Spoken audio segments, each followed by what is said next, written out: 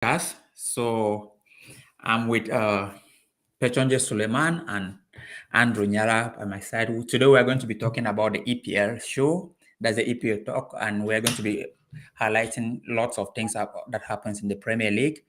So by myself, I'm going to give the floor to my friends to introduce themselves. But before I start, the host, I'm called Gaucho Brian Ganjo.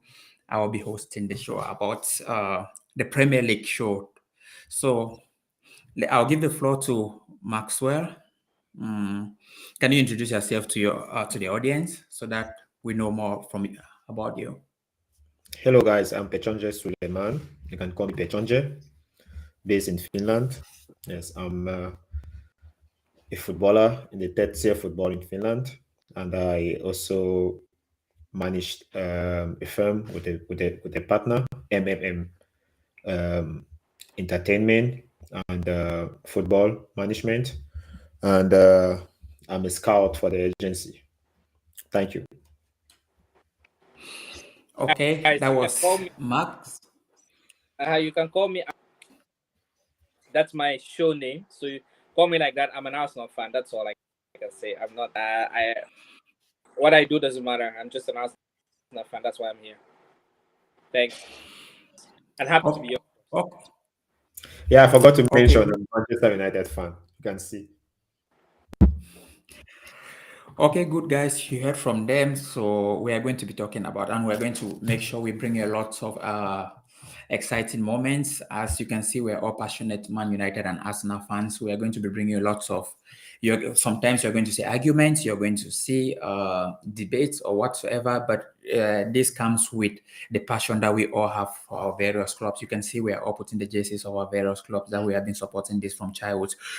So, guys, the topic for today, we are going to talk about the best three transfer, who finished in the top four, and the game that happened in the weekend. That's Manchester United versus Arsenal at Old Trafford. So, we are going to give you lots of gist about this. But before I go straight into it, so I'll give the floor to Andrew. Let's say, if you can hear me very well, who do you think had the best transfer? I can give you can explain. Then after that, Max can go ahead. So we should be flowing like that. Yeah. So Andrew, please, you might go first. That's in the top six transfer. This season, you see that there was quite some activity. It's a little bit slow, but with time, a lot of clubs picked up, especially with Chelsea. We're still having some doubts about the new things like that, how Todd Bowley was going to fit in. So they still had some doubts. But when that was clear, if I look all in all, I think, even though I'm an Arsenal fan and I hate to say this, I think Tottenham, they bought quite a lot of players, mainly string players. What do I mean? Not players that strengthen their first 11 immediately for 25 million. They bought Richarlison, 60 million, which I think is quite expensive. They bought also the Jet Spence from Southampton, I believe, if I'm not wrong. Right back. And then they bought Perisic for free. Great guy who plays. They had Bissouma also in the midfield. So yeah, a good window. Chelsea spent a lot and they were quite desperate. They were badly dealt with by Barcelona because Barcelona kept taking away their targets. They strengthened a lot. For me, I think Chelsea strengthened, but they were a little bit on their defense and they didn't do a lot in the midfield and in the attack. The window as well. They signed a great striker. Gabriel Jesus, thing Arsenal needs at the moment. And we also signed also Fabio Vieira, who we are going to see very shortly. And didn't strengthen the midfield, which is where we have issues because Thomas Partey is already covered there, and we didn't do that. So we left ourselves in board. But yeah, Arsenal had a good window, really good window. They could have made it the best window if they had signed another midfielder and maybe best, and then Tottenham as well. So those two teams for me. And then after that, I also they bought the players that some of the players they spent the whole window trying to sign one player. Didn't work at the end, but the coach at least got the defender he wanted and he positioned the winger that he wanted, Anthony. So yeah, I'll say Arsenal and then I'll maybe Chelsea and then United and then Liverpool. Yeah. And Manchester City, of course, they did well. So yeah, they are also in the mix. They signed the guy who scores every game he scores. That's also interesting. Okay, that was Andrew giving his opinion about the transfer market and who had the best transfer window, if we say so, from top to bottom, as he named it there. So, Max Pechonje, can you go? Let's hear your opinion. Thank you. Andrew has given a rundown of the best six, as we can put it. Yeah, but I would like to say to add that the winners of the window actually were Southampton. They are not in the best six teams, but the strategy which they used, they acquired some players. They followed the same. I think the sporting director of Southampton was a former. He formerly worked for Man City. So the strategy he used was to get players that were already ready for the first team, and it was at a cheap cost. So most of the players that they got in were, it didn't cost them anything, but actually they are ready for Premier League football, and you could see that most of them are fit in the first team and they're actually giving results. So that's the reason why they are the first, that the winners of the transfer window. But to say squad depth, money spent, and all of that, Tottenham, Manchester United, Arsenal, and Man City in that order. Also Chelsea, yeah, they invested a lot of money in acquiring a lot of talent to bring into their teams. But I think that the best transfer was Erling Haaland's deal moving into City, and we can see already that his worth by scoring almost 10 goals so far. It shows that the money spent was well spent on him. Yeah, and Chelsea spent, but as we all know, we are not sure that this money that Chelsea have spent, they're going to get it back in terms of value. Man City, we can see that they are getting back their money spent on Haaland by the goals he's producing. Yeah, talking about Arsenal and Man City is almost in the same. It's almost in the same page, because Gabriel Jesus also is an add. It's a value added to in terms of value that he's bringing also to the team.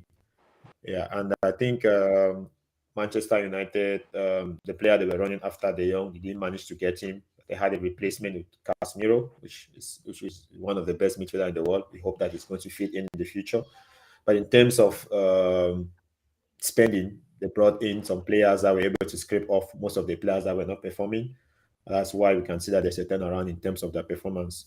And Tottenham has a squad strengthening, and Arsenal has brought in players that have experience, like the left back is Seshenko from Man City, Gabriel Jesus, and Saliba. Saliba has come in also and brought in more energy in the defense. That's why you could see that they started with a very good result. So the big teams, they have brought in some talents that is showing that it's going to be a very interesting EPL. Thank you. Okay, that was Pechonja. You heard his opinion about that. So I'm going to give a little bit. I'm going to throw more lights to what you said, but I'm just going to touch just on top a little bit so that we don't delay too much about this topic.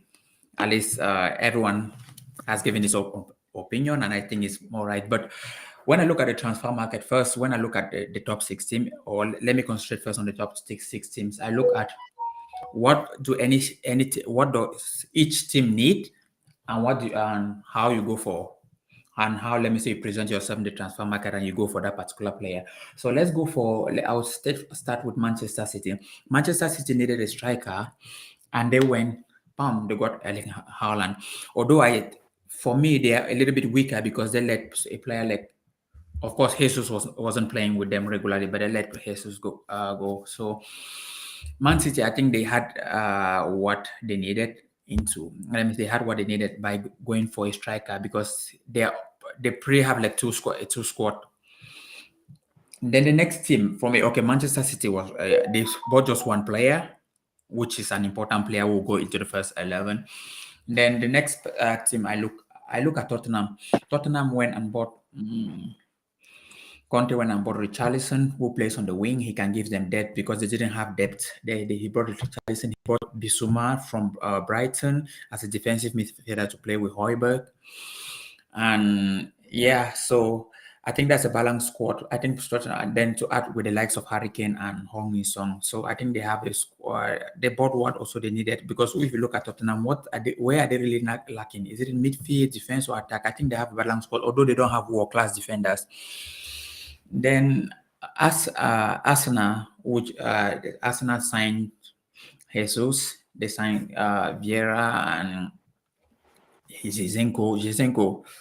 I still have my doubt about him because he's not a defensive fullback, although he gives them more ball possession. But yeah, I have doubt about that. But Arsenal did a very good business, because if you look at Arsenal, also they needed someone with more, let me say, like a man.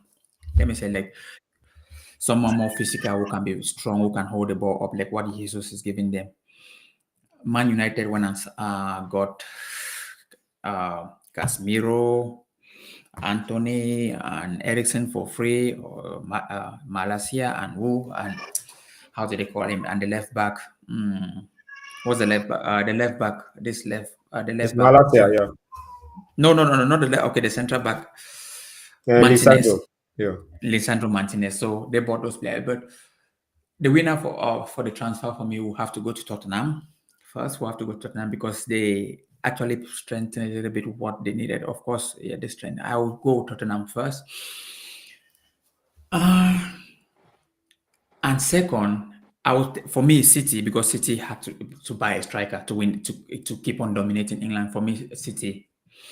And Chelsea, I've not spoken about Chelsea because I don't want to put them in, because I feel they're all over the place. We don't know what way to expect from Chelsea, because for me, they don't have they don't have a striker. Raheem Sterling is not a striker, so I'm not counting them there. That they had a good window. But So for they me, they're all concluded over by the place. having Aubameyang. Yeah, let's see, because Aubameyang has been playing on the wing, but let's see. Okay, and between Arsenal and Man U, it's like a tussle. To be honest, it's like a tussle. I don't because when I look at Arsenal, need a lot of midfielders, and Man U, I don't want to be that biased. So for now, I'll go Arsenal. For now, I'll go Arsenal. Yeah, but I also do feel Man U have a lot of strength in the midfield. So those were my three. Those were my three teams that they have done good business, and let's see how it goes. Because transfer, at least that's the early days. So I hope I didn't take so long, guys. So let's move into the next. Let's move to the next topic.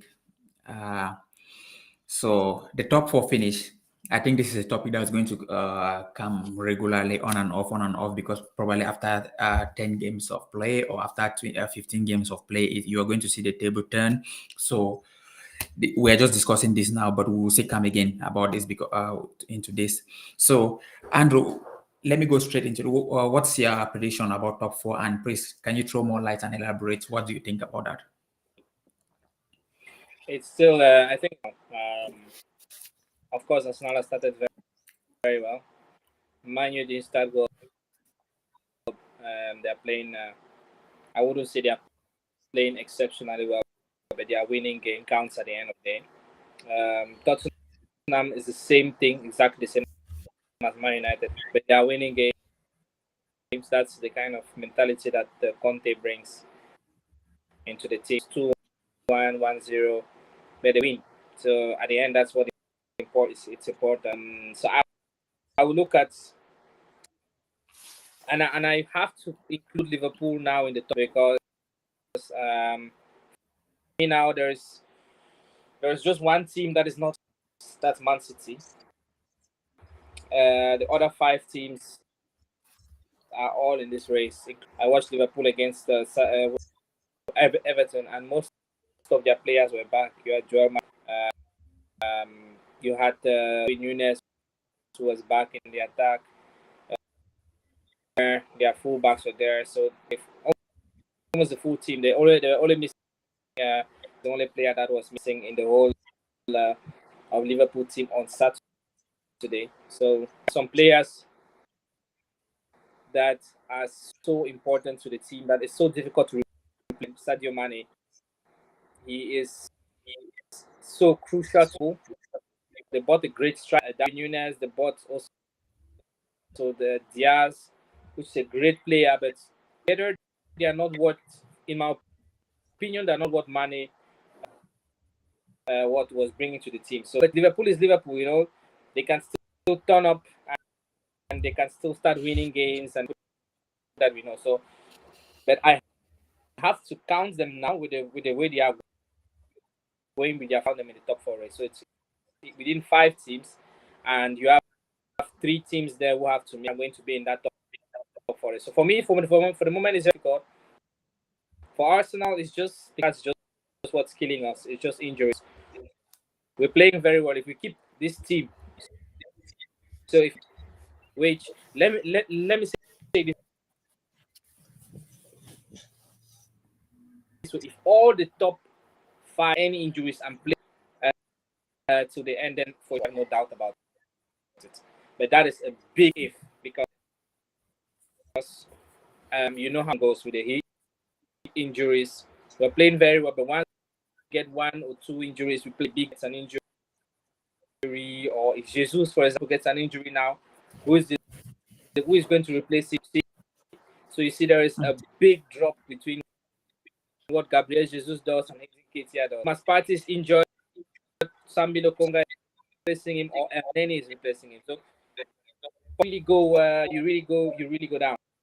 So that's if our goalkeeper is in, turnover comes in, and it's also not very good.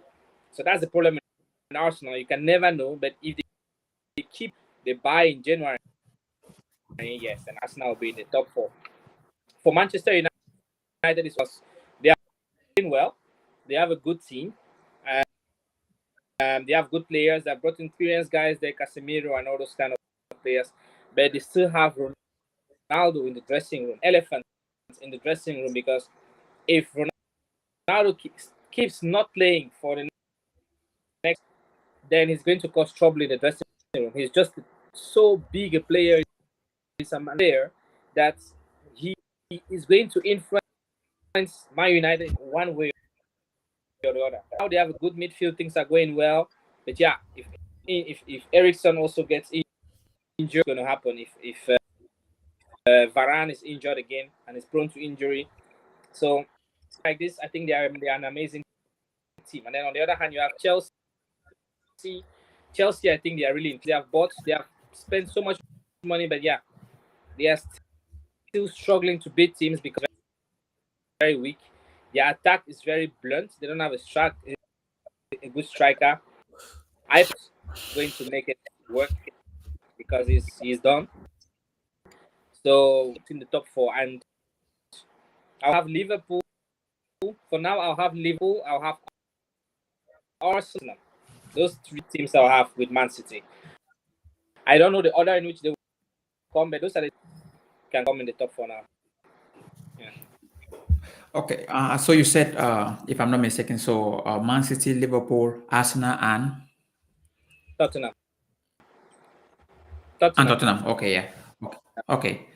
Okay. So that was Andrew. So Max, Mr. Pechonja, will go straight into you. So Yeah, I'm just going to start by naming my top four teams. Yeah, then I'm going to explain why. Yeah, but yeah. I think that it's going to be a close one. City is going to give a gap, and maybe the others are going to follow. But I think City is going to be top, and I'm going to put Liverpool because of their experience. They always manage to find a way into the top four, no matter how bad they start. And then Tottenham and Manchester United. Okay, the reason why is because squad depth. I think that most teams are going to fall apart when it comes to squad depth. As Andrew mentioned, injuries. The solution to that is squad depth. I think that most of the teams have mentioned in here, apart from Liverpool, they have a squad depth enough to be able to rotate their squads.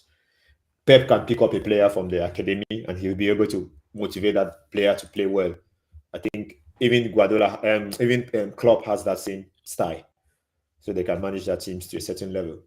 And I think that Andrew mentioned about Ronaldo as an ego. I think that Ten Hag, he has been managing that so well, and I think that if he keeps that fight, that burning fire within the United team, the hunger and desire, we'll be able to get into the top four. I'm not saying that's just going to be easy. I'm not just saying because I'm a Manchester United fan.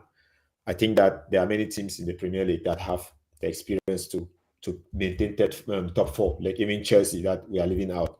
But I think that Chelsea's main problem will be team chemistry.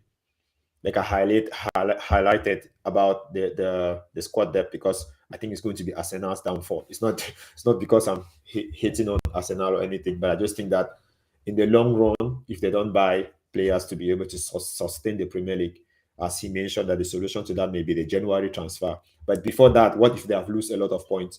It might hamper their chances. And I think that Chelsea, on the other hand, might come up, and it would depend now on how many points United have picked to be able to stay within the top four. I think that Tottenham, on the other hand, they have a good squad and a good coach also to motivate them. And as we can see, the Premier League is about how determined and how hungry you are. And Ten Hag has been able to install that mentality in United players. But I don't know how long they are going to keep, because we know that it's a team that after some time they fall off. But let's see how they are going to keep that momentum. So as I've said, Man City, because we know that Guardiola is a mentor to Experience. his experience, and is a mentor to his team to be able to push them there. Klopp also to have that. He also has that experience to be there in the top. I would say Tottenham, then either United or Chelsea. Yeah. Thank you. Okay. So that was Pechonja's opinion about the teams finishing in the top four. So was between, as I think you left out Arsenal and was it Chelsea. Arsenal and Chelsea. So based on I will try to throw a little bit light on my own, and I will give on my own opinion. I will say I will start by saying Manchester City and Liverpool.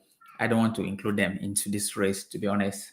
Of course, Liverpool have started badly, but due to their experience and their know-how, because they have been into the title race for so long, and when you have been in fighting for title race, you use this kind of you always have this experience because you have always been there, so you have that ability to always have that's your mentality, the mentality, because in football mentality is a very big thing. Once you have done it once, you always that mentality pulls you through sometimes a lot, and Liverpool has been doing it regularly. So I don't.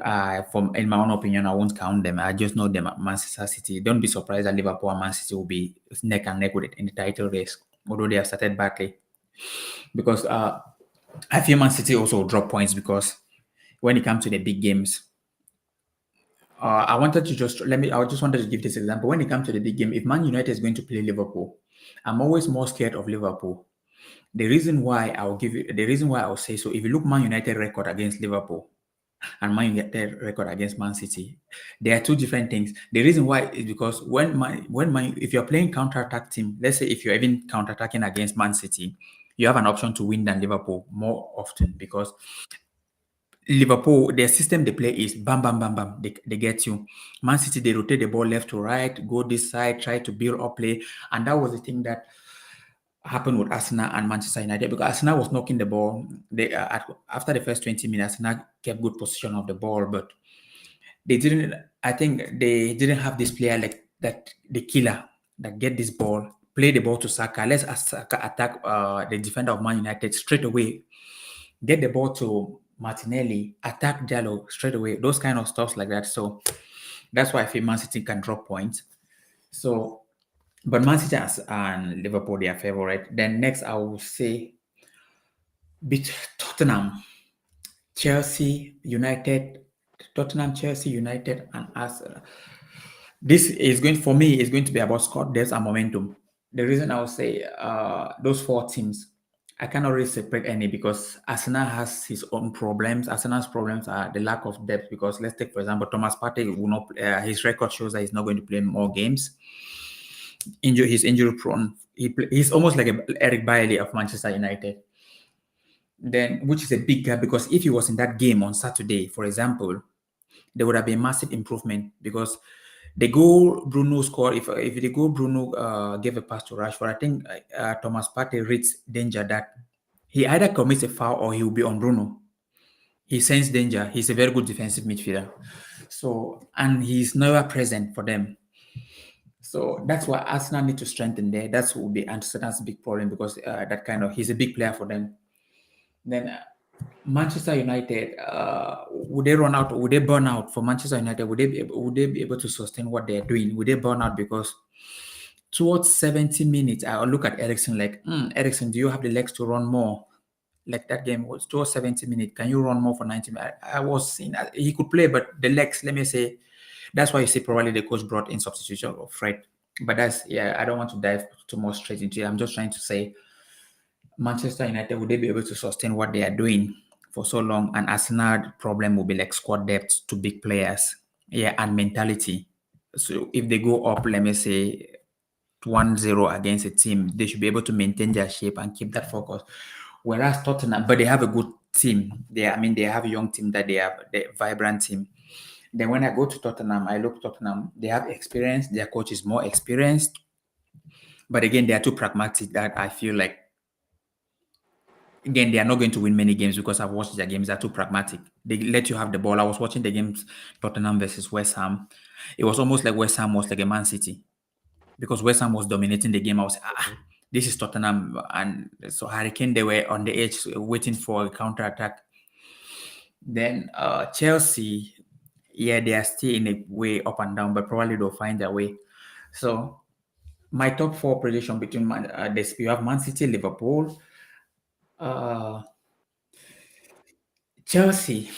I feel Chelsea will find its way. United. I'm just saying United, but it will be a toss for me. United and listen between United and Arsenal for sure because Arsenal they played very well. It will be a toss between United and Arsenal for me. Yeah. Tottenham, for me, I think Tottenham are going to fall. They are too pragmatic for me. So for me, it's between Man U and Arsenal. And, that's what I feel. With Tottenham, it's more like so they are not with Conte, right? When you have a manager like Conte, you will never see Conte doom to the finish, like free flowing football. You see what Liverpool plays, right? But Conte is let me say this way: if Conte had this, he would do very well because of the amount of defenders that Chelsea has bought. He will be looking at Fofana, looking at Thiago Silva, looking at Bali, saying, "Wow, this team." So Conte's teams, they don't dominate, they don't bet, they know how to win. That's the problem with Conte, to win. So look at the match against Chelsea. Chelsea was winning them till the last back and they equalized. So when they play, they are playing. You're going to see that playing. They're going to play. That's the problem I have with Arsenal because sometimes when Arsenal meets a big team like this, you can claim Arsenal is they have a little bit of sometimes they have like they're afraid, they are scared. You can see a bit of fright when they play. And you can see quite some. He plays Tottenham. In Tottenham's mind and in Conte's mind, he's like, guys, these are your guys. Just go and play your game, and you will see they will play like a serious. There will be maybe 1 goal difference. They're not going to give them like 3-4-0. That I can get. Man City is not going to be 3-4-0. So that's a good thing. But with Arsenal, Arteta can look and say against Manchester United, Arsenal was dominating every ball when it was 1-1. Dominating, and then Man United just went on a break. They scored the second goal, and then Arteta said, dominating this game too much. Let's go for it. And then he made 3 substitutions, and that's where he threw the game. That kind of naivety that Arteta has, Conte doesn't have that. The match would have ended maybe 1-1 or 0-0 or 2-2 or something like that. So kind of manager can make. But me, as an Arsenal fan, knowing the history of Arsenal, I much more to Conte. Why? Because I love to see Arsenal play. The way Arsenal is, the way they press teams, the way they are explosive, the way Jesus combines Martinelli, goals are coming from everywhere. I like to see my team dominate the game. So that's what I think. So I still think it's going to be. You can never write out. They are going to find a way. Like look at last season, they were totally out. We were 4 points ahead of left. 2 games. Just with 3 games left, 4 points in there, and we lost 3-0. Just because Arteta again. You go to Tottenham, you don't have to win. Tottenham has to win. Just go that coach. Any other coach apart from Arteta and Guardiola, they will just go there, play their game, let Tottenham play. Let Tottenham play the football. But no one they wanted to go, and their fans, all of that, and that cost us. And it is the same thing that cost us with United. That is a guy that goes for everything. He doesn't care. He just goes and attacks. That's a little bit like what cost us last season. Okay. So that's the thing I'm worried about Arsenal for our coach. All, can come again all or nothing. Yeah, it can be good in one way and bad in another way. The advantage Arsenal has United is that Manchester United struggles against lesser opposition. So, with all due respect to those teams, but Arsenal, they can end games if they only play teams which are outside of the top 4. They can win all their 10, dominate against a small team. You keep dominating, you win. But Manchester United, I don't know, when they play a small team like Leicester, look for example, Leicester is very rubbish, terrible. But Manchester United just managed to win that game 1-0. Then 5-2 the other day. Arsenal blew them off the park. When other teams meet small United, it's a little bit. It's like those teams are just. But when Man United will meet Arsenal or they will meet Manchester City, what do you think? Today is going to be 5-1 or 6. Man United, maybe they win or they draw. So that's a bit how Man United works. It's very interesting. Okay, interesting analysis. Yeah, but I had a question to ask. Don't you think, Andrew, I'm talking to you, don't you think, let's say, when you look at your squad, let's take, for example, what do you think of your midfield?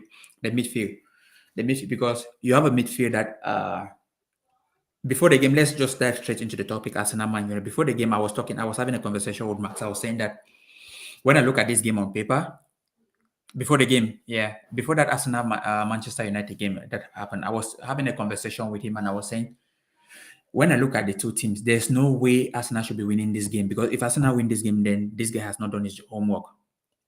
I was giving this conversation to Max. The reason I was saying so, because when I was looking at the tactical, I was saying that you play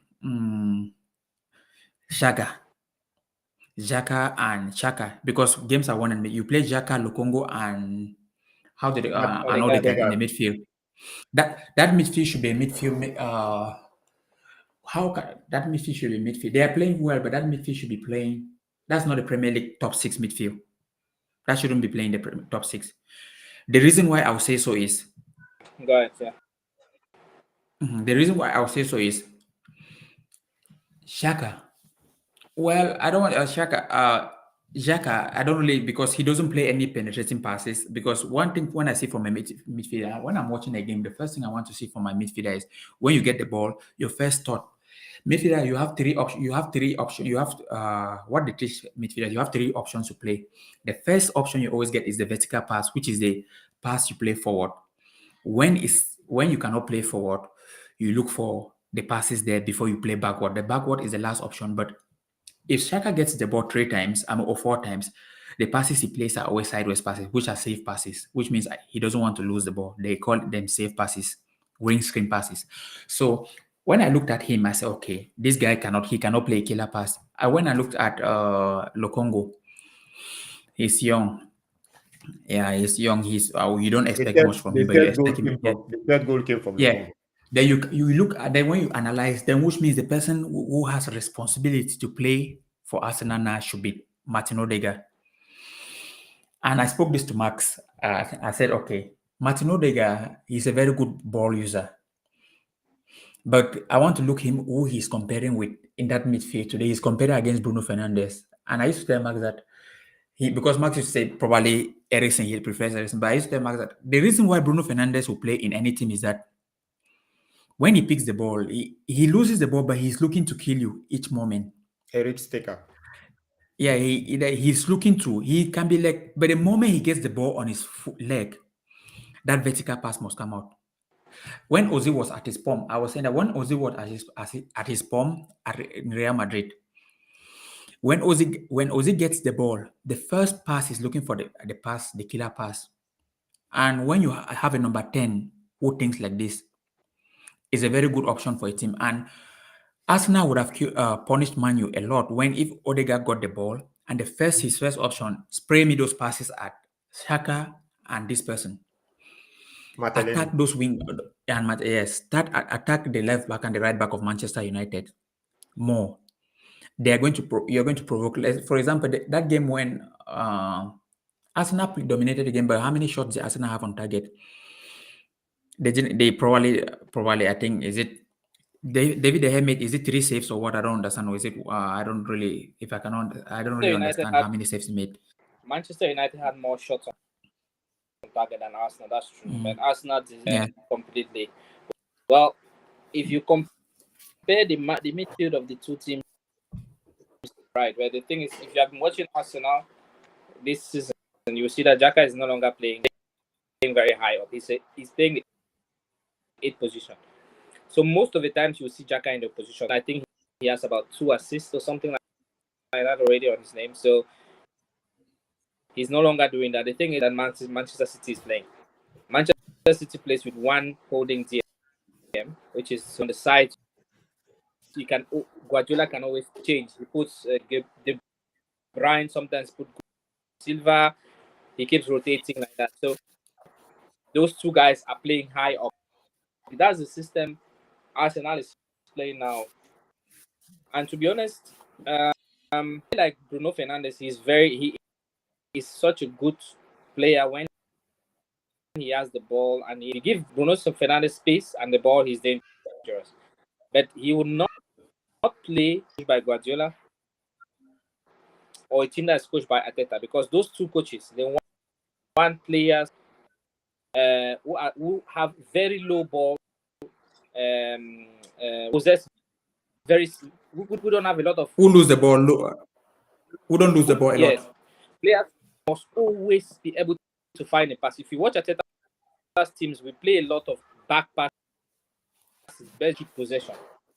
If anybody sees that, there's no chance to play possession, he plays back. That's why, as Arsenal fans are saying, please look for a guy that, because when Partey is in that midfield, what Partey could have done. So Sunday. You were talking about standing with Bruno, intercepting Eriksen, things, but what he would have given us when he has the ball at his feet, created 1, 2, 3 or more great scoring chances. Because when unlike El Neni, unlike Jack, unlike Lokonga, he always looks to break the line, to in between, or play it left, or play it right. So yes, Fernandez and Casemiro, Fernandez and Anderson, they are Eriksen. superior to Lokonga, Odegaard, and Xhaka. Once you take out Lokonga, you put Thomas Partey, then no, then the Arsenal midfield is way better. Alone, he makes a kind of difference that is, yeah, he's just too important. And when he's not there, the quality goes very, very low. The same thing with Gabriel Jesus. And that's where Arsenal has a problem. Because Jesus, you suddenly see that Martinelli is playing very well now, but when Jesus is not there, he will go down. Because he needs somebody to combine with, somebody who will hold the ball, somebody who will run. Zed could not do that last season. Edin Ketia does not really do that. So that's the problem. Arsenal too important to be alone. Injured. That's what I see. So for me, very, if I have Partey fit, I don't want to, except maybe Rodri. If I have Partey fit, I'm very bad. Partey cannot be fit. So you will always compare our midfield by taking into account play 50% of the matches, and the other 50% it will not be there. So yes, in that case, it's better. Guys, Yeah. no matter what you say, I think the Premier League, as I mentioned, it always depends on your hunger and your desire. Andrew has mentioned the point here that United is a team that will always show up against big teams and maybe they'll fall off. Like in the start of the Premier League, yeah, we fell off with those two teams because the selection that Ten Hag picked, it was based on the past team. You had people like Maguire and Shaw playing. Those guys that give up, their mentality is different. We can see that he put more players that were more hungry and that wanted it more. You could see a change in the team. Normally, team games like Southampton, if we played with the same spirit that we played against Brighton or against Brentford, we would have lost those games because those teams were also there for the challenge. But I'm very happy that what I'm trying to say is that I see a different United in that from that Brentford game. I see a reaction. It's that reaction that we are building on. Yeah, so want to see how far this is going to continue. You see that Guardiola, I'm taking Guardiola for an example because when he has all those 100 points or 99 points and even Klopp, you see that the reaction in their games, they fight to the end. Yeah, so is this fighting to the end spirit that I'm seeing in teams that want to challenge or want to be in that top four race? I'm seeing Tottenham fighting. Even this Chelsea game that they played 2-2, you see that there was a fight in that game to the end. You see that an important point is very important to see. Where I'm saying that Arsenal lack this experience is that a smart coach should have gone for a 1-1 or at least a draw with 2-2 in that game. But he went for it all and he lose all the 3 points at the end. If you want to keep that gap, games like man, you are coming to Old Trafford, you have to at least take a point. A point should be like 3 points when you are going back. But they were greedy, as I can say. No. Sorry? Why I say so? No, Why I say so? Because even Ateta make 3 changes earlier, 20 minutes to go. That was very early to make those type of changes. When you make those type of changes, this intelligent players like Bruno and Eriksen, they can smell easy chances and easy holes to go to sniff those goals, to sniff the pace and create more chances. And what I'm saying that he went for everything. He played on the high line, which meant that it was easy for United to score. But what I'm saying is that he would have on 1-1, you were still in the game, and 20 minutes to go, you had good center, your team was still in shape. You would have just maintained that shape and maybe go for a draw. Yeah. That is my opinion. But you as Arsenal fan, maybe you can see it differently. Yeah. Yeah, I agree. I agree with your opinion. Or one opinion is that Ateta was a bit naive not because he went for the game. We are mad about him because of the way he went for the game. So another coach, like a cool-headed coach, would have just been at that time. You are dominating against the run of play. So just keep your team and keep playing. But what I don't agree goes to Manchester United, you should be going for a point. That is something that could have happened maybe or in the past. I don't know, maybe a few years ago. Sorry, let me. Yeah, I understand your point very well, but I have to make you to understand something, Andrew. I'm sorry. We cannot. There's one part. There's one issue that we have not understood in general when it comes to football. You can have possession, but the person is still in control of the game when you don't either like Gaucho mentioned about creating chances, short chances. People had the possession, you had the ball and everything, but still yet United was in control of the game out because you were out of their box, their positioning. You could not easily penetrate into United. There was no danger that we felt. Even me watching the game, even though you were having all the ball, but I could feel that you were not hitting the right bullet. You were not hitting in the right channels. Because why? You see that you are passing. Okay, I'm coming. First of all, if that first goal, if it's not chalked off by VAR's decision, then we have a totally different match in our hands. Okay. Then secondly, we cannot accept to go to Man United with all due respect and go. But that was never in the player's mind. Never in Arteta. If it was in his mind, he would have maybe started with 3 at the back, and then when we are going to Manchester United, not Manchester. Even when we go to Manchester, not go there and try to say, okay, let's go and see guys. Try to keep it low. One fans we prefer our team to go all out for it. That's good. And if you lose, okay, you lose, you try to defend, and then you concede a stupid goal, one mistake at the end, and then you lose the game, one giving it your go. Especially when you have won the first 5 games of the season and played very well. We have the mentality with which we went to Old Trafford was you are going there to win. And when we started playing after 20 minutes, we saw that we are superior. Arsenal was superior in everything. The only problem Arsenal had is that they were not killers. They were not ruthless enough. They were not venomous enough. So the chances we had, the last passes we were giving, that Martinelli was making, that Saka was making around the box, that is where we were losing. If we had players like Alexis Sanchez around the box, Santi Cazorla, Mesut Ozil, the kind of passes they give, positions where they play you in you. They never give you. Look at a player like Harry Kane, like Son in Tottenham. When they get into a position to score, they never give you a chance or to be, thank God. They kill you. That's what I want from Arsenal. That's what players that can just, as long as you give them the slightest opening, they destroy you. That's that. So I'm not totally angry as an Arsenal fan. I'm not sad.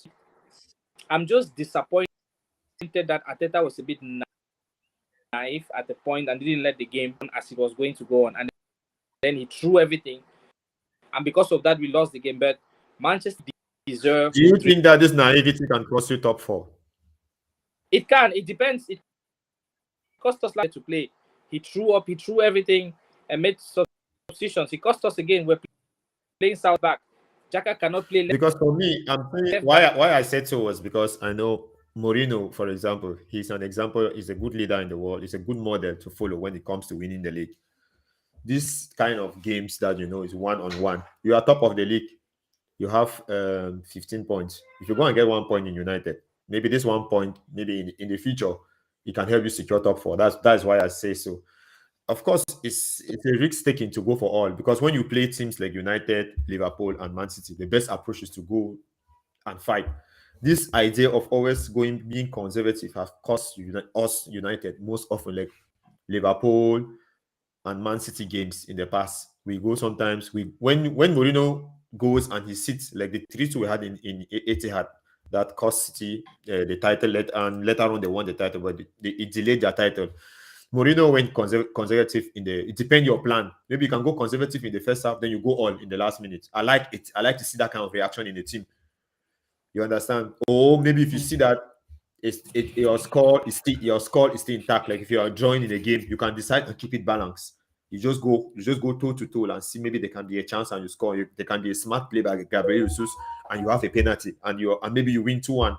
You understand? But when you go like 20 minutes it's still in the game is still there to be taken. Then you decide to go all. It's like you are letting your cat out of the bag and you are shooting yourself by the arm, because by the time United scored a third goal, it was over. Yeah, for me, I think Correct. that yeah, and I think that this idea of going toe to toe with a team that's how football should be played. Like we decided to go against Liverpool. That's Yeah, the Arsenal way, and honestly, that's the way when Alex Ferguson was playing. I was used to. So the way Alex Ferguson's team was playing is just the team are playing today. High energy from beginning to the end, very fast wingers. But today it's not like that anymore. Players are becoming very lazy in the middle of the park, and you have a lot of your midfield is too heavy. They are too heavy. United So if they play, midfield. yeah, they don't run. I watched the first games and you saw this guy Fernandez. He was not tracking back fast enough. Those kind of things. So you need somebody that's going to make them work from start to finish. Like Ronaldo to that team. He also doesn't run enough. That's why sometimes your coaches prefer to runs the whole game, even though he's not very efficient, but he keeps running, and that's very important in football. You have to. Let's talk about Ronaldo then. So, what if he gets this January transfer? I think it will be good for Manchester United. Yeah, but I think you need to bring in a striker. If Ronaldo goes, maybe you need to bring in another striker. United can get a striker Okay. like Osimhen. Then you can do good things. Okay, guys, we have let's say a few minutes to go. We have been speaking for about 52 minutes. 52 minutes, close to an hour. We planned for 45 minutes or 30 minutes, but you can see football is an interesting topic that you speak without knowing how long the time is going. It's almost to an hour, probably 8 minutes to an hour. Is Andrew gone or what happened? No, he's there. Yeah. Okay. Just have to close it. Okay, so yeah, as I had all what you guys were talking, but okay, let me talk about like Arsenal, Manchester United. First, I'll look about when I look at the midfield, the makeup of midfield of Manchester United, and also Manu. And we are talking of a striker. You're talking of the striker that if Ronaldo, for me, I just feel like Ronaldo should go, and if the place is vacant, it doesn't mean that they need to really replace him, but there was something you made mention before that, yeah, just that could he be able to quiet because he's that big of a player that he cannot sit on the bench. That is true. Yeah, it's so hard for a player of his quality to sit on the bench, and people like Rashford and Co playing ahead of him. He's not going to sit like that for throughout the season. He's just going to say, okay, let's see how it's happening now. If I try to work myself into the team, as the coach has said, and it doesn't happen, then I'm going to throw my toys out of the pram. So probably that's something that the coach has to see to keep handling. Let's see how it happens. But I know Ronaldo, he cannot sit on the bench for that long and accept to be a bench player for Man U. But in the first games here, But Manchester, do you think there'll be do you think a team will come for Ronaldo and for him now that they will come for him in January? Which team do you think he can go to? His agent has been showing him. Maybe a team that wants to strengthen its attack. We never know. From the second round of the Champions League. Yeah, maybe if Chelsea is doing really, these guys can just bring in Ronaldo. It's possible. It's possible. Yeah. Is it even can Ronaldo? But I'm not sure that in the long run Ronaldo wants to go. From what I'm seeing, 100%. No, but he has last year. This is last year. If Manchester United is doing well, No, it's not his last year. He has 2 more years. He has 2 more years. No, this Ronaldo this problem is was that he has Ronaldo's this year. problem Then was that he has United this year. Then he has the option to renew to next renew. year. But this is Yeah, his if you last year. listen to Yeah. Ronaldo's plea before was that Manchester United was not being competitive enough. They're not buying in the right players. If they've brought in players, of course, his main goal also later on that he just used this excuse of wanting to leave United as if they're not ambitious enough. But if he sees that now, I see Ronaldo maybe is even willing to play Europa even just to get into United team. I see that he wants to play. He's showing this hunger to want to play. So what I'm saying is that if at the end of everything, United is progressing and he sees that he wants to be part of the future, what happens? You want to stay in United. But if his He can, passion for wanting to play the Champions League is still burning in him, then maybe he might go. But it all depends on the situation by winter transfer. If United is showing signs of winning the league, you want to be part of that. I came back to United and United won the league. You know, yeah, if But that's because United can, it's but not the thing possible, would and it's not because of Arsenal. Nobody's going to win the league with when Haaland is scoring goals. So I don't think anybody can win the league apart from us. that's why I'm with that saying on the with situation the of how the table will be like. Who knew that Aston Villa would take a point from Man City? Yeah, it will happen. Look, but the thing is that Man City is different, right? They are so Haaland is making a massive difference in the way they play. Before, Yeah, 11 players behind the ball against them, they are really, really in trouble because they only know one way of playing: pass, pass, pass, go to the side, pass back into the center, keep passing to get you, pull you up. Their game is just to pull you out of position, and if you are very compact, it's finished. But with Haaland, once he's in that box, you don't need to ball. And the defenders, he keeps 2 defenders with him already. That's already 2 players. Defenders is difficult because if only one defender stays on Haaland, he will out muzzle him and score. So that when that one is being out muzzle, he can break. So now City is just they have just very and they still but he was have not got he was that. not able to do that to Martinez last year in the Champions League though. Ajax against No, Borussia Dortmund. but Ajax is It's a different. different. But Ajax is So a different team Haaland is to City Manchester is City. totally Man different. City. City is different. Look, Haaland can score four, Okay, five. talking about that difference in what way? Because I think it's the Manchester United defense more stronger than that Ajax defense. I'm saying What I'm saying is, Haaland, Man Haaland in City. Ma- Haaland in City's team is very different. You see No, but when Haaland when you talk enters about him holding 2 defenders, it's his individual strength. That's what I mean. No, you know yeah, when but you play with it's good not only players. that. He was playing with Ajax. He was playing with Ajax. With respect to Ajax, Ajax is not at the level of Man City. With Man City, there are people who are going to trade you passes at the like the No, Kevin De you Bruyne. mean he was playing with Borussia Dortmund? Yeah, I mean Borussia The thing, Dortmund. Yeah. So no a matter option, look at the lot pass. of people. De Bruyne is always going to find Yeah, Haaland a lot. So the offensive midfielder of Man City, and they have players around him that they are so good that the quality of the pass, there's one thing giving the pass and the quality of the pass, the interval and the timing of the pass matters a lot. Like let's take for example the pass Bruno gave Rashford. to Rashford. If you see that timing of that pass, no matter how you cannot stop that pass. So if you put another offensive midfielder there, the guy might give that pass, but the trajectory of the pass is not going to slow down. Like that the ball was like this. So it slows down a little bit in front of Rashford that he pushes it. But if another person give that pass, maybe you have to struggle. So De Bruyne has a good ability to give a weighted pass and also type diagonal or whatsoever kind of pass. So he's going to score more.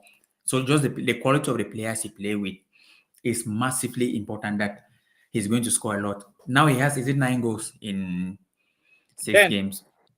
10, He okay, has in 10 6 games. goals So you can imagine. today. Yeah. And Arsenal, I was coming back to Andrew, I was coming back to you a little bit. When Gabriel Jesus, do you want him playing like that in a game, or do you want him scoring goals? Because for me, I Now, would have preferred him. Just a moment, before you speak, I would have preferred him stick on Varane and Martinez, having bruises on his body, and then maybe a cross can come in, then he score, rather than coming to, because what he's doing, when you are playing like this, you end up, let me say, playing the season very well, and then but you will score like maybe 15 goals because you don't need to come up to stay there and battle the defenders. And because, for example, the way he was playing, he was if he kept on playing like that a lot, probably the defenders were going to make a little bit mistake. Then you can poke, you can even score a goal. But when he start coming back to receive the ball, to create chances, all those things, he's playing well. But the public say he's playing well, but it's not helping Arsenal because Gabriel Jesus is there to score goals. He's not there to play game. The play, yeah, he's because Arsenal don't have a goal scorer. He's there to score goals. Yeah, the thing is the same way Guardiola was playing a few years ago before this season. Now that the way Arsenal plays, that they don't rely on one person to score. They spread the goals throughout the team. This is just job, and Arteta's striker. That's why it was so difficult for Aubameyang to stay. Arteta's striker's job is not just to put the ball behind the net. You see, Gabriel Jesus also. What Arteta wants to do is to confuse the defenders with movement. His biggest asset, which I think he has better than any other Premier League manager, players to move around the pitch. Sometimes you see Gabriel will come to the middle. Sometimes he's playing forward. Sometimes he's playing on the left wing. Sometimes he's switching with Saka, always moving for other people. So anybody can score. So what is important for a guy like your wingers are guys who can get you 10 to 15 goals a season. That is what, because the striker like Lacazette could only score 2 goals, which were nothing, 2 or 3 goals, which are not penalties, and the rest of the goals he scored were penalties. And then they are Martinelli to score, and which means that for Andrew, the way Gabriel Jesus plays suits Arsenal system more, which is okay. That's the way this guy wants him to play. And you see, since he has scored 3 goals, he has made 3 assists. So in 6 matches, he has been involved per match. So that is better than if he had scored 3 goals or not helped his teammates. So that's just the way Arteta wants his team to play. So at the end, he might not be winning the Golden Boot, and it might be very difficult for a striker that Arteta is coaching to win the Golden Boot because the box. He wants you to come to the midfield. He wants you to attack. He wants you to, when we don't have the ball, the way to the center line. That's what he wants you to do. So that's what was making we're not able to score a lot of goals. Because watching that game, I understand you watching that game. When I saw him, because he was having a tussle with Varane, Martinez and Varane. But prior to that, I spoke to you about Gabriel Jesus, that he's one of those strikers that he's never shy of challenge. Because I watch him in all the big games. If you put him against Van Dijk, he's going to go toe to toe with Van Dijk. He doesn't care how big you are. That's how he's not. His heart is like a lion, so he's not going to be scared. He's going to. I was very surprised with the way he bullied Varane. Yeah, he's always going to be more physical because I have watched him that even he did. I told you that I watched Real Madrid vs Man City. He was on Varane and Ramos. He's close to gravity. No, he's physically very strong. Apart from even short base, very strong physically. Yeah. I have seen him play physically with Van Dijk, and he outmuscled Van Dijk. I've seen him play with Ramos. He outmuscled Ramos. I've seen him play with Varane. He did that. Yeah, he has a lot, but he has a lot of muscle and power. Yeah. Very powerful. Yeah. Even but what I'm saying I think Ganjo is right. If you stick in the box, it's just as always that maybe sometimes when you don't get the ball a lot, then you are hungry. You go to put yourself in the game. Arteta will never let. He has to play left. He cannot play a match without playing left wing and right wing. Yeah, he has to. It's just like when Eto'o was playing in Ronaldinho and sometimes Van Rijkaard was making them to switch. Because when it's left back, that's you drift wide and you come back. Yeah. When the left back starts understanding how another person comes, then the left back say, I'm no longer dealing with Saka. I have to deal with Martinelli. It's a totally different guy.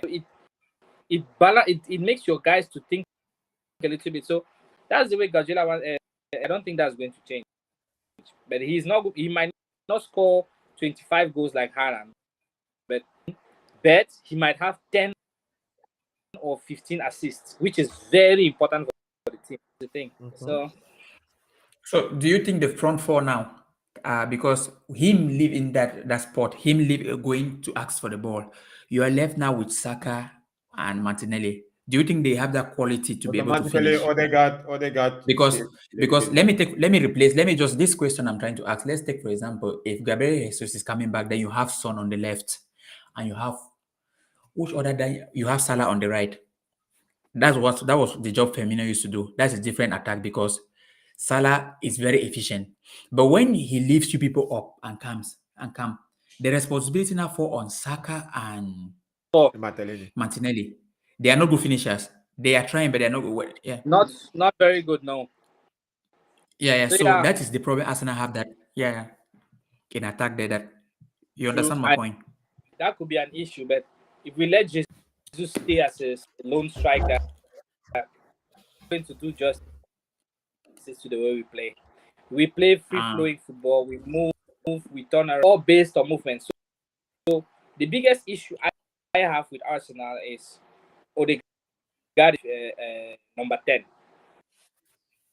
If Odegaard was a guy who was very team because of his position, will always get into the positions where he has to shoot. He got into a position like that against Man United, just put the ball in the net. They gave him a perfect and he scuffed it. He's not a finisher. That's the problem. That's the thing I have. So that makes us another player now who is called Vieira. He's very good. He's also a good finisher. So I hope.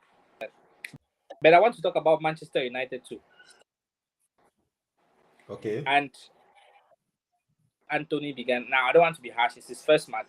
Apart from that goal which he scored, I don't think he looked to me like he was so excited to be on the pitch and he make his leg like this. This is the Premier League. Those kind of things, they don't work. Maybe so. I didn't see him as an effective and he scored it. That was great.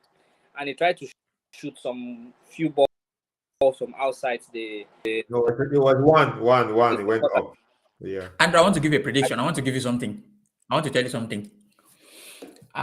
2013, 2012, not 2000. I told you about Neymar that he was going to become a world-class player. A claim. Mm-hmm. We were sitting in your house. And the reason I said that because I watched him, he was arrogant.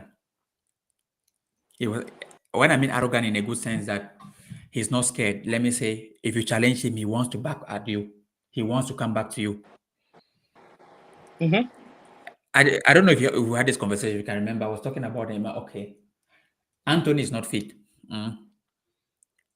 Anthony is going to be a top player. I want to mark this word. He is not fit. Match fit. He has 3 weeks. He has not trained. Even when you're playing as a winger, 3 weeks, especially like a winger, or any position, but especially like a winger when you have to go up and down. The first thing that you want to do, you will never face person one or you will never take the ball to dribble someone because that is loss of energy. So you're calculating if you lose that ball, how do you track back? That's first thing. So when he'll be fit, because I've tried to watch him, also try to watch his personality. How is he? Yeah. But when he'll be fit, it's not just like a show funny. Yeah. One thing I like about him is that he can also keep the ball. He can play position football, but his one-on-one is good. But that game, he didn't play. For me, that game, he didn't play. I understand Andrew points very well. It was not very effective. Yeah. He wasn't really. He couldn't play. He was not to play that game for me. Because that is not match fitness. Neymar had started in the Premier League. Do you think he would have been a player he is today? No. Yeah, I'll give you 1 point. We always say this thing. I'll give you 1 point. I think Neymar has always played in teams that are very dominant, that are very strong. That Santos was the top of the league. He went to Barcelona. Barcelona were always dominating. The PSG is just doing whatever they want. For me, honestly, I think he's a good player, but he's not a great player. I don't think he's a great player. Who? Anthony. Neymar. Anthony, What do you cannot call a talk great about player? I A think world it's a class good player. yes, I don't think it's a world class player. I don't think so. Okay, well, I don't. Neymar is a world class player. He has been a world class player for long. If you finish top three, if But you're he has finishing only top three in the Ballon d'Or, then you are world class. Yeah, world class. that's he has finished in ball. He has Mm.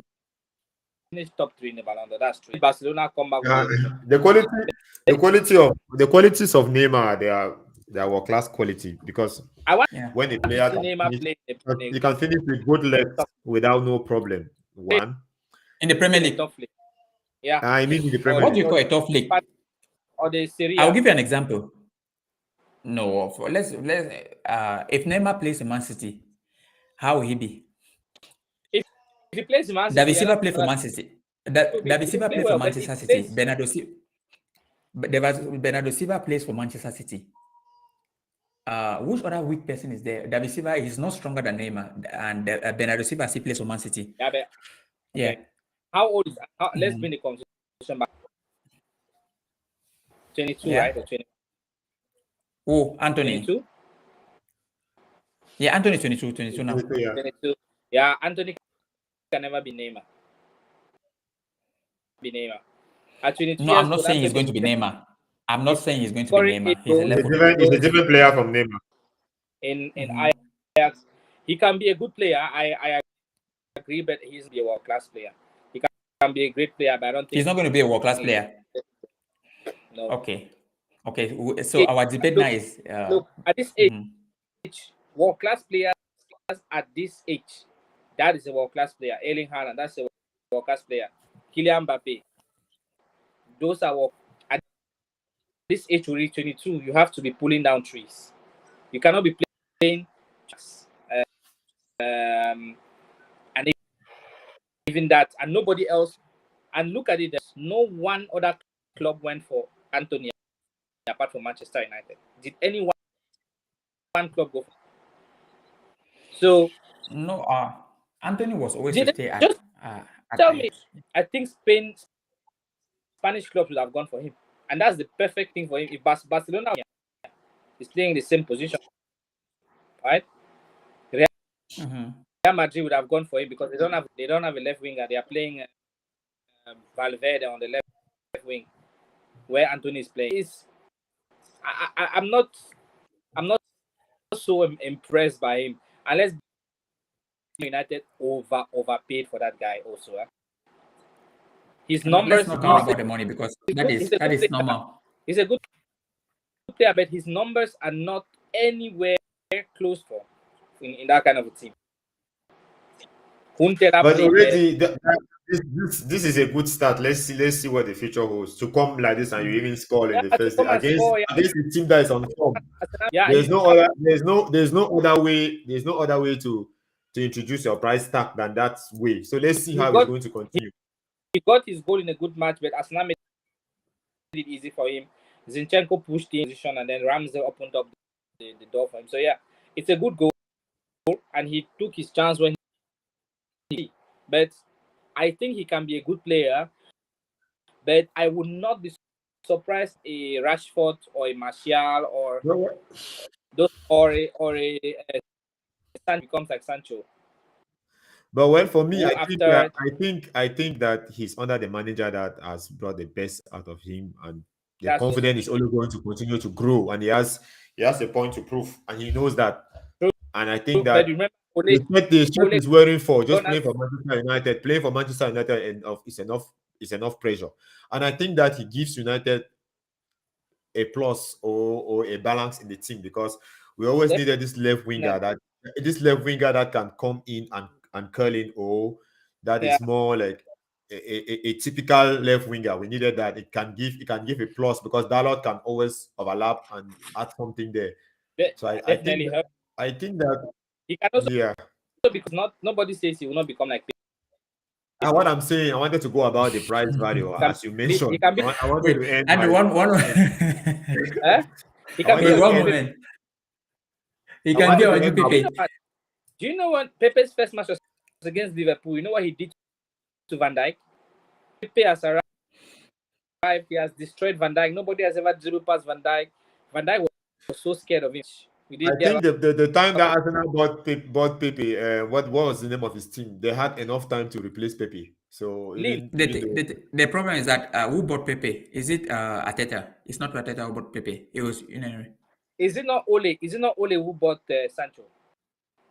yeah, Sancho played under Ole for almost 2 years. 2 years. No, Sancho played Almost. under Oli 1 year, it for was early last not season. 1 year. Which 1 year is like Or 1 month, 1 or 2 months, yeah. No. 1 or 2 months. When did Sancho join Sancho came to United? Manchester United just last year. When did Ole left in January, right? Yeah, no. Orle left. Is it October or if not October, November? He didn't reach Christmas. He didn't reach Christmas. Yeah. No, he reached. I remember, but he came on. When was Ole sacked? He Just played put when under- was Ole sacked. You know, I think it's November. Ole was sacked in November because he sacked when we were still in Champions League, and then we came out from Champions League in the second round at the round of 16. Let's see. I still think he can be Anthony can be like a Pepe or a Rashford. It's true. You can think whatever you want to think, but I think for me it depends. It depends on the player. So if he's going to, and he has taken it, he's hungry. He has said it that he's willing And to. the thing is also when you come to 6th of November. 6th of November. He was sacked on the 6th of November. Okay. Ole. Ten Hag has remember that, right? And I think as United fans, you have to understand this. He needs time to adapt. He is going to make signings that he thinks are going to not work, and he will have to sell them again. And after 2 or 3 years, he will know exactly this guy is going to come and is going to work. Ateta made the same mistakes. Guardiola made the same mistake. He bought Ferran Torres. He bought a lot of good players for high money, and they sold them again. And then he bought other players. Yeah, I wanted to. That's why I wanted to talk about this. I wanted to talk about this thing. You keep on cutting me short about this price tag of an issue, and of course, many teams were not interested in Anthony. But look at the time. Ajax needed him. Ajax needed him if he was not an important player. Ajax needs him. Yeah, and they were in the Champions League, of course, of that replacing that kind of player with that system of play. That is why they demanded this type of money from Manchester United. If we went earlier, we would have gotten him and maybe Lisandro for about 80 million, both of them, or maximum 100 million. Yeah, maybe. Yeah. But the time frame permits us to buy him, and we wanted to give the coach his kind of player that fit in his system. Maybe would have let him and gone for a Backbone for 50 million, which is not the full. He's not yet of that required need of what the kind of profile in that Ten Hag wanted. So we did what we needed to give to him, the kind of player he needed. So we cannot be blamed for. Of course, we can blame us for the mistake we made delaying with the transfer, but we just needed to get him into the team. Yeah. So I understand. Yeah. So now it's just left for him to perform. So Man United fans like, okay, by buying Anthony for 100 million, you have put Ten Hag under a lot of pressure. And he's delivering. Anthony has to succeed. You cannot be bought for 106 goals in a season. Let's say it like that. And then you are flopping, and then you are not there. Like Hazard, for example, in Real Madrid, that was a disaster, right? Under that, a lot of pressure. What would you guys think about your coach is at the end of the season? What will you do if Anthony doesn't succeed? No. Whether Anthony succeeds, United is 7th or 8th at the end of this season. Well, man, you can. Okay, if they finish, let's say, because I will say, man, you can. Okay, but you say just if they finish, this is Premier League. You have when if a coach finishes 7, you have to look at what he's doing, how the playing he's playing. Jurgen Klopp in his first season finish, is it 8 or 7? If I'm not mistaken, you have to see what he's doing. Is there any progress or? But with the coach, I don't think he's that smart. He's that intelligent that I think he cannot finish 7. Although he cannot finish. It's good that I know you just said Klopp or 8. So you think Ten Hag was But smarter than Liverpool was not in the state that Man United is. Liverpool spends in a different way to Man U. Man U went and bought Casemiro.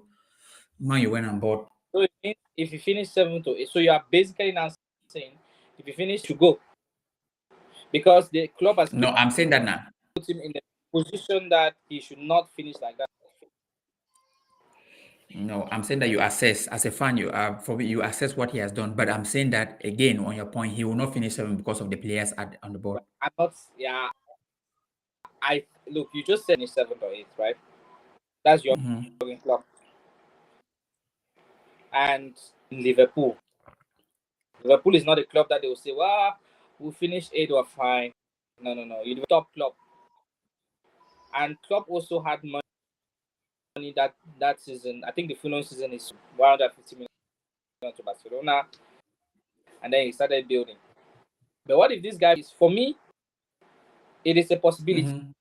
Yeah, I think it is a possibility. A coach that comes to the pre-started, the same way you are telling me now, he cannot finish 8.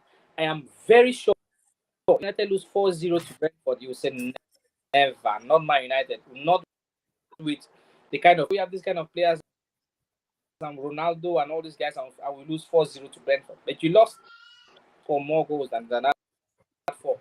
So what if that happens? Yeah. Because it's the Premier League. But you cannot base the whole season on 2 games, Andrew. You cannot base it. I'm not basing my season. The thing is that, the season. Yeah. Brentford. Let me talk about the Brentford game. There's one thing. Let me say the trend. There's one thing that let me say when you're a coach, you have to have authority of a team. Your authority. If Manu left Ronaldo in the team and Ronaldo kept behaving like that, they will lose even 6-0 against a championship team. When you're a coach and they can lose 6-0 against a championship, not that Ronaldo is bad, but when you're a coach and let me say you take Ronaldo, you say, hey, Ronaldo out, you're out of the team. What that does is that you're telling Rashford that if you job, I'll put you on the bench. What you're telling Bruno Fernandes is that I will strip you of the captaincy if you don't run. What you're telling Maguire is that I can put you on the bench. So automatically now everybody's alert is on alert because you have put the best player on the bench. Psychologically. Yeah, but what Ronaldo first started doing that prior to preseason, let me say he came back late for preseason. Let's give an example. And then after he finished the game, he was going home. He went home at halftime, and players like Diego Dallo, they were following him. So that is already normally that was already like him teasing the coach, like, hey, if teasing the coach, and then also talking to the Manchester United board that since people want me here, I have to run this dressing room. Then Ten Hag came out and said, no, the thing, what happened was wrong. So I think prior to the discussion, what he had that he has to run the team, by him putting Ronaldo on the bench is a massive thing. So you want that the 4-0 you had, Ronaldo was a big influence of his behavior or anything? No, I will tell you why. Yeah. Wait, I want to give you an example. Ronaldo playing in the game when he has not been in preseason. I will give you an example. If I'm playing Ronaldo playing in the game is a big thing. Which decision was that to play Ronaldo in the game? No, it was a coach decision, but he didn't have play. He was but I'm saying that him playing in that game when he has not been fit for preseason is that when I analyze the game, his pressing style first was wrong.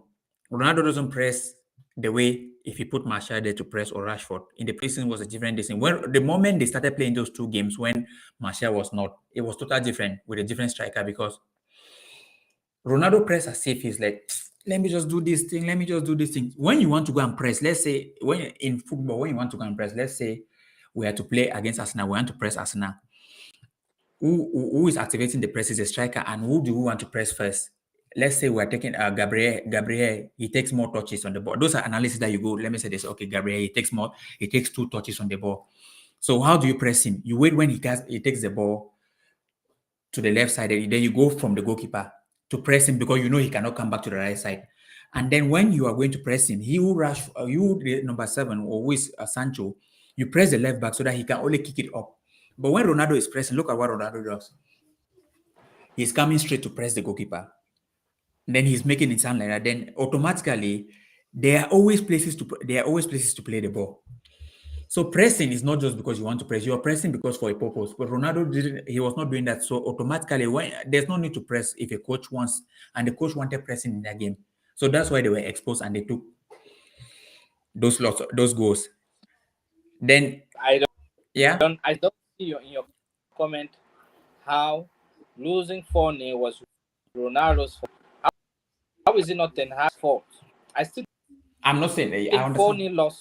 It's not only Ten Ronaldo's Hag's fault. It's the whole team. As Yeah, it's been already here and from that the is Ten beginning that the Hag's desire responsibility, right? and the hunger was not the same. yeah, Because yeah. even I'm the not saying For it best was that. of I'm Ten not players, Hag's just saying even that the it's best of Ronaldo's players, fault. they mentioned the fact whose that responsibility? they needed a little bit of hard work to win United. They knew Yeah. it Whose psychologically. responsibility When Maguire is is it starting to the give the game, when Luke Shaw is starting the game, that we knew that they were at fault for who some is making goals them against start the game? Brighton. Them to start the game, Maxwell. What a minute Is it now, not because Ten I'm Hag. going Ten to It's Hag? Ten hand. Hag. And who turned it Ten Hag. around? The same person who made those decisions, he turned it around, yes or no? He But turned it around because he could see those mistakes and he decided to mhm. amend them.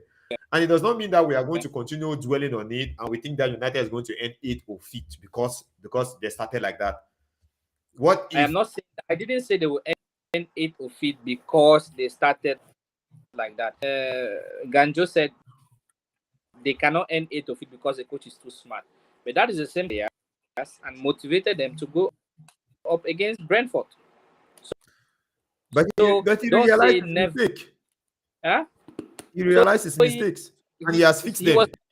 not smart enough when So he you think that he's going to you just come. believe he's going to go back to those mistakes? Is that why you're asking No. this I'm question? just telling you that look, he is going to need a time of adaptation.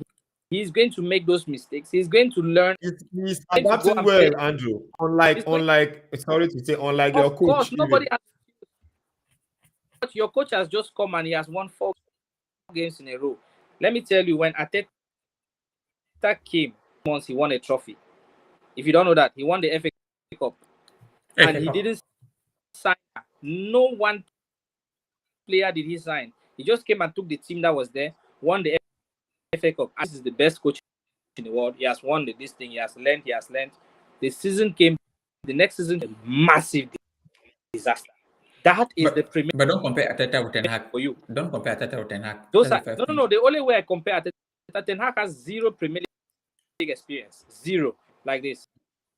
But I can say this confidently as a United fan that Ten Hag is learning the job more better than Arteta. Only in these few games. Why I think so? Game management. We're just game management. The job for 1 month. He hasn't played. He He's in hasn't the played job a for 1 season. month. He hasn't played a season yet, but he's able to squeeze out some wins, despite the fact that he's not in control of games or Arteta did when he started. Let me tell you, he beat Man City, beat Chelsea in the FA Cup. What Arteta had, you can never compare it with what Ten Hag has today. But do you know that Arteta has not been able, has not been in the top 4 since he has been a coach, since he has been Arsenal's coach. Arsenal has not finished top. That's not only because of Arteta. No, that is the weakness. For all this time, you should have been able to manage this, unlike Klopp. When Klopp came, Gaucho was using Klopp's example. Arteta works for. In Arsenal does not have the kind of spending power that Man United has to buy an Anthony. They work based on so they don't spend as they want. What of Pepe? Squad that an Arteta inherited. You can buy an Aubameyang, right? We didn't buy Aubameyang. I mean Pepe. Long before he came, Pepe was one deal that was done, one whole season in the whole transfer window. So Arsenal doesn't have that kind of spending. Pogba didn't work. Okay, Pogba, you can go for free, and then another player comes. We don't have that kind of. So he inherited a very bad squad, and the thing Arteta inherited that you was a lot of things to sort. Ozil was not playing. He was fighting. He was writing in the player. As problem came, Kolasinac was fighting. The squad was in it. The whole team, as an athlete, worse than what Ole Gunnar inherited at that time. So that has been taken by how do you call him? this gang pressing guy. He has stabilized the team a little bit, removed away some bad eggs, sold a lot of players way better shape than what Arteta took over. And still in his first season, Arteta won. For every Premier League manager, if you don't know, there's something we call honeymoon period. When a manager comes in, he has honeymoon period. He wins a certain number of matches. That's going to be a reality. Don't think that you're because you have won 4 matches now. Ten Hag has understood how going to lose. He's going to keep on winning. United is going to keep going. No. Be ready. But I think he has learned the hard way. That explains Casemiro's absence in the starting lineup up to now. Because I think it's too early. Sometimes you come into a league, you underestimate a league, or maybe you have a good preseason. The preseason was not even the best. Sorry? The only way he has underestimated the Premier League is to sign 3 players from the Eredivisie. If I was a Man United fan, I would be worried about that. Because no. He underestimated the Premier League because he thought he could still go with those players that failed last time. You bring in your players, players that you sign and you put them there because you know the reason why you brought those players. You brought them there for energy, and they are good players that he signed because they have turned up now. He would have started with them from the goal. That's why I said he underestimated the Premier League. Because these same players that failed, low mentality players. Yeah. Sorry? Okay. Good for yeah. We have done 1 hour 30 minutes actually due to a lot of conversation. I knew it was always going to take this. But I wanted to say long time that we can go into the fixtures and see the next upcoming fixtures and maybe make some predictions before we round up. But I don't know if we have much time. No, I think we are really late that we have to, this past 12 already, that we have to round up. We have to round up then. So at least we have had some conversation. We're going to keep on with that, and we're going to next time try to maintain time. Today was the first day. Is it 1 hour 30 minutes? Yeah. And I would suggest that maybe each person should have, like, let's say maximum 2 or 3 minutes to speak. So your point should be brief and we shouldn't speak for maybe the time frame. So we should manage the time well.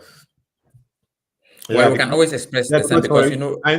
What I'm saying about this is that, for example, we can say this is 1 hour. We can have this extra 30 minutes because we elaborate a lot, and you can make your points clear in 3 minutes. It's good. I don't know what Andrew thinks. Okay. Yeah, right, guys. I really have to go soon. Yeah.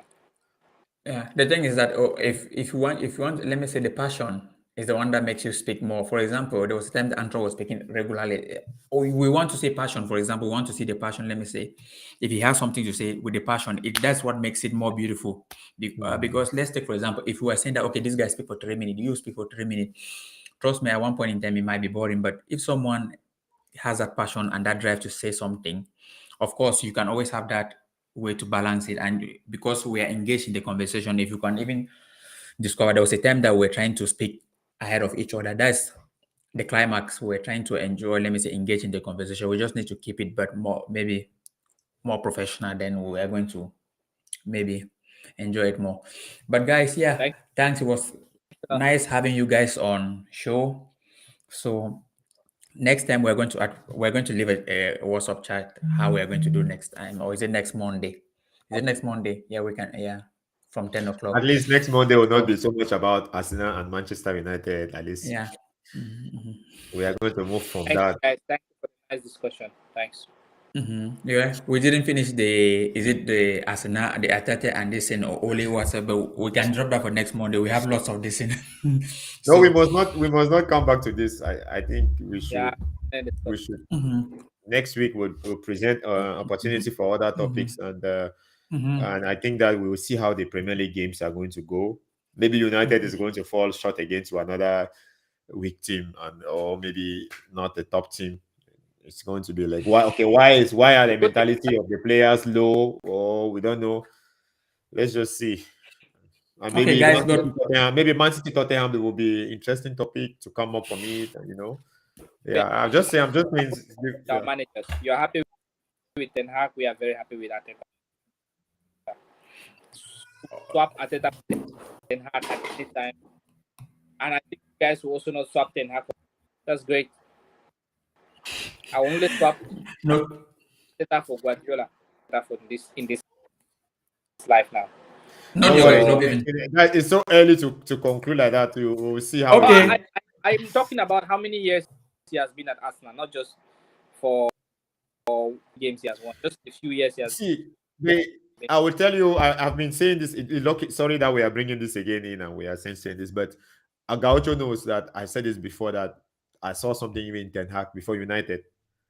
So I'm not even sure that I'm even willing to swap him even for Guardiola because I'm still expecting a lot from him. That's what I can say about him. Yeah, you did Guardiola make mention of Ten Hag. You did mention of Ten Hag that Guardiola, when he was And playing what I at was Ajax. seeing, what I could see, I could For see me- a lot of Mhm. what I like. for me, if there is a team in the world that do, and I don't know the kind of fans you have, if they tell you now Ten Hag is gone 5 years, you would really say no, we prefer Ten Hag. Then I don't think you like Sorry, Man if United. they tell me what? If they That tell us you what? have a chance to have Guardiola as your coach for the next 5 years today. Maybe just the Ten Hag. fact that he approached City, I will not be happy to have him. Guardiola is elite. The thing is, I Guardiola, if he comes, know. There are some people. Yeah, Ronaldo, for Ronaldo sure is elite. Ronaldo is elite, of course, but look, he cannot play for Man City. no, That's no, an example. Guardiola, if Guardiola comes to next season, this season you may be second. From next season, you either be first or seat. Because And Guardiola maybe will not he can coach Arsenal, start not Man United. Even Well, club, we he cannot has take club started. anymore. We need our own elite coach, that is Manchester He has United. started being. He has started coaching. Guardiola has been coaching. That's about 11 or 12 years.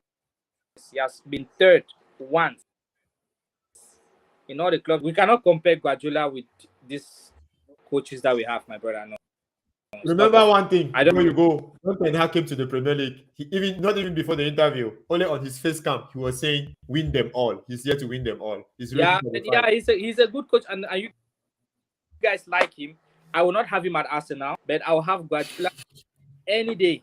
I will not have Ten Hag at Arsenal, who has no Premier League experience. No matter who he is, I will not have him at Arsenal. But you have Arsenal. Arsenal do not have Premier League. Whether it's Arteta do not have Premier League experience, but you're happy with him. No. Arteta, who has worked for almost Forget more than about 3 years working. now, We mean managing. and it's working. He He's didn't working. go No, to a. let me say, He didn't go to a Cardiff like Ole. there is no way. So, He did well. so we have no way Sondai. you can We have Sondai because he has been managing the Premier There is League no for way 20 years now. So it's not about that. It's about what you do also. Means me that Ten Hag is better for Arsenal. Just that's something. Don't Imagine somebody. I think Ten Hag too has coached under with Bayern. He coached under Guardiola. Guardiola. It's not only about the league. Yeah. It's about what you learn. It's about your experience. And he has an experienced coach that is this English guy that has coached the Premier League before. It's his assistant. I don't know his name, but I think that guy. Okay. Do you think they listen to assistants? They don't. Look, I think it's not a good. It's not a. I will never take Ten Hag as coach of Arsenal. I will never take Arteta too. That's fine. I don't expect you to do that, but I'm saying if I have the chance to have if I have the chance to have Klopp, I might. But I wish Guardiola came to Man United instead of Man City, but since he has gone to Man City, since Guardiola is a good coach, but I cannot have him in Man City for one reason: he has coached Man City. That's the reason. I don't know about your rival. Okay, good night, guys. I don't think. Okay, guys. This will be another guys, topic. This can be a hot topic even. Guys, Man United fans have Guardiola as their coach. United, there's no rivalry. Don't make yourself. No, it's not. What do you mean by there's no rivalry? It's a city of rivalry. United. Currently now, there is no rivalry in terms of that what Guardiola has come and installed there. But before that, there was rivalry, and there's still rivalry because it's a city where both teams are in elite league, are like competing. They are still competing, as I can say. The Man United have more trophies than anything in England. Let me ask you: do you really think a City fan would look at United playing a match and be like, "Oh my God"? That if they are losing a match, they'll be. If City is losing losing a game, would they be guys? United can win their next game and we'll be in trouble. They will never think that. They might think about Liverpool. Of course not. But for me, I can tell you that very soon they will start thinking like that. Very soon, let's wait. One Ganjo always talks about is history. Yes, history. They're a massive club, and in United's best history, there was, so let's be honest, there was also no Andrew, before you go, you have to understand that the culture has changed. Let's forget this point. The culture that Ole had was a very weak mentality. The culture that this guy is setting is different. That's why I'm trying to let you know. I'm trying to let you know that in the long run, let me not conclude. In the long run, Man City's fan, they will be in this conversation with us. This conversation you are saying, guys, we can we go now? We have spoken maybe more and more. I know we can argue till. Yeah. So, guys, it was nice having you guys, Andrew and Pechonje. So hopefully we keep on having this. We all enjoyed this. So, so thanks, guys. So let's leave it for today so that we can continue the show next time. So see you guys. Thank you. And have a great night. Yeah. Bye.